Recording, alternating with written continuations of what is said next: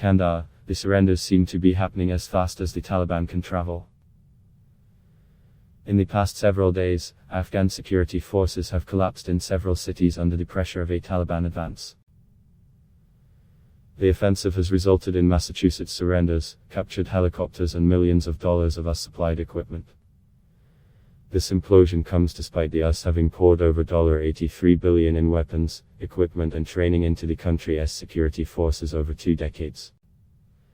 It began with individual outposts in rural areas where starving and ammunition-depleted soldiers were surrounded by Taliban fighters and promised safe passage if they surrendered and left behind their equipment.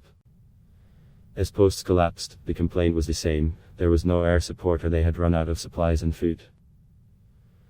But even before that, the systemic weaknesses of the Afghan security forces, which on paper numbered somewhere around people, but in recent days have totaled around just 1/6 of that, according to US officials, were apparent.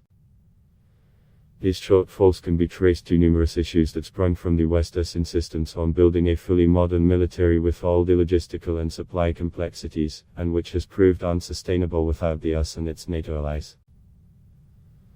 Soldiers and policemen have expressed resentment of the Afghan leadership. Officials turned a blind eye to what was happening, knowing full well that the Afghan forces' real manpower count was far lower than what was on the books, skewed by corruption. In interview after interview, soldiers and police officers described moments of despair and feelings of abandonment. On one front line in Kandahar, the Afghan security forces' inability to fend off the Taliban came down to potatoes. After weeks of fighting, 1 box full of slimy potatoes was supposed to pass as a unit as daily rations. "These French fries are not going to hold these front lines," an officer yelled. "I block test why."